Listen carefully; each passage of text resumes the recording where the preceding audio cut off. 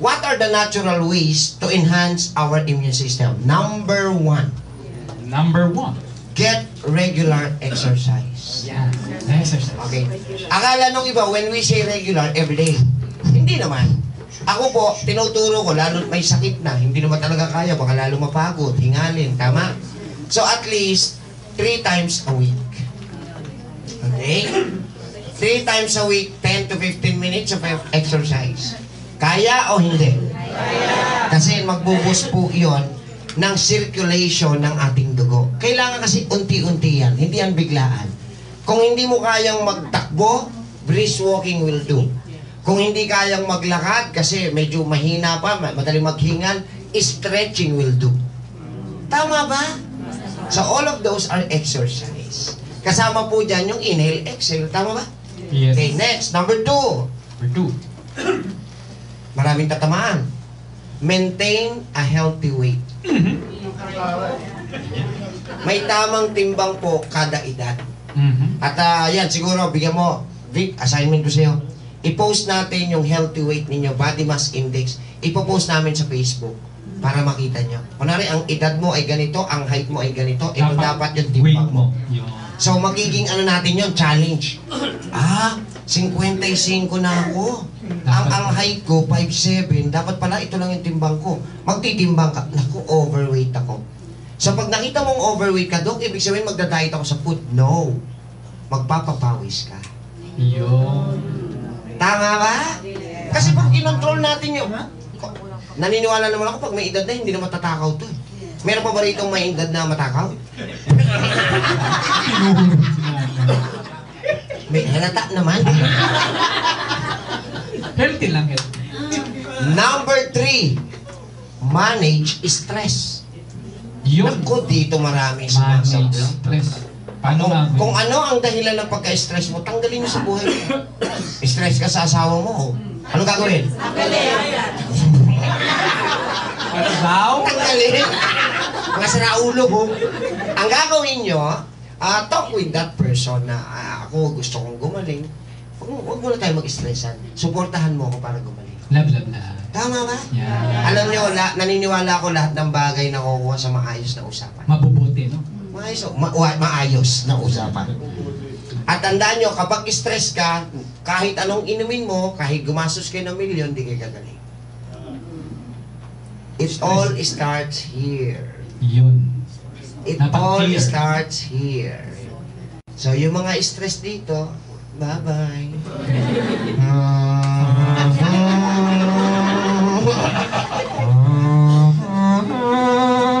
Number 4. 1, 2, 3, 4. Follow a nutritious diet. Hindi nyo kailangan ng dietitian, hindi nyo kailangan ng nutritionist. Lahat ng sobra masama. Sabi nila, Dok, paano yung mga bawal? Yung bawal lang yun sa mga may sakit. Pag wala ka sa katulad ko, wala akong sakit, may bawal ba sa akin? At saka yung bawal sa inyo, hindi habang buhay na bawal. During the treatment period only. Pero pag gumaling ka na, please naman, naintindihan mo na, di ba, gumaling ka na. Pwede ka na kumain, right? Pero eat moderately na.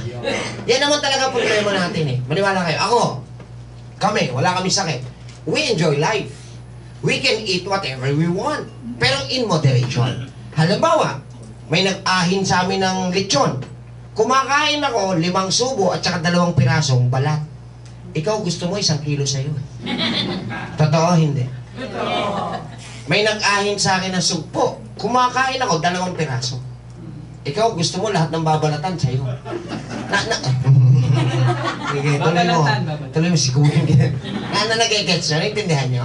So, ako, nai-enjoy ko sila. I like it, I love it, I enjoyed it. Pero hindi ako sumusobra. So, I maintain a healthy and nutritious diet. Ang mali lang naman sa Pilipinas, yung araw-araw, gusto nyo mang meat, araw-araw meat. Iba-iba lang ng putahe. Adobong baboy ngayon. Sinigang na baboy bukas. Pritong baboy sa Miyerkules.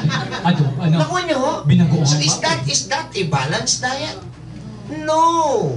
So, pwede mong ma-enjoy lahat ng food, pero on a balanced basis. Baboy ng Lunes. Sample lang baboy ng Lunes. Gulay ng Martes. Isda ng Miyerkules. Tama ba? Chicken ng Huwebes. Beef ng Biyernes. O, di na-enjoy mo lahat. Shell food ng Sabado. Yes. Hindi nakain mo lahat ng masarap, pero hindi ka umabuso. Yun. Okay ba yan? Maganda ba yung narinig? Ako kasi pag maganda yung naririnig ko, pumapalakpak ako. Last. Tsaka Dok, dapat Ano mga kakain din sila kusa? ng kanin.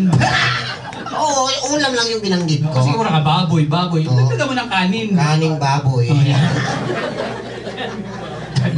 Aray!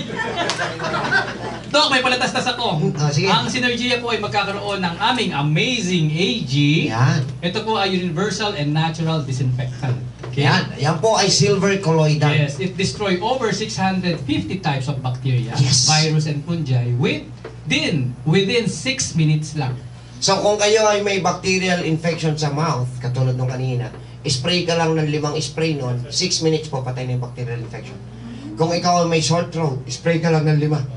6 minutes lang. Ganon ka May mga kabagal. acne. Yung mga may tigyawat at pimples, spray ka lang. 3 days po. Yes, Yeah, sir. matatanggal.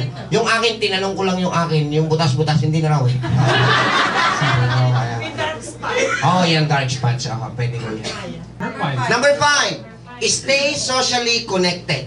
Yan. Napaka-importante pala na kung gusto mong lumakas ang immune system mo, lagi kang socially connected. May makakausap, may nakakahalubilo. Hindi ka pwedeng mag-isa't nagmumukmok. Tama. Lahat ng nagmumukmok, malapit na yan. Hindi malilimutan, hindi kita pababayaan. Number 6. Ito, sablay kayo rito. Get adequate sleep. Kailangan tama ang number ng hours ng tulog mo.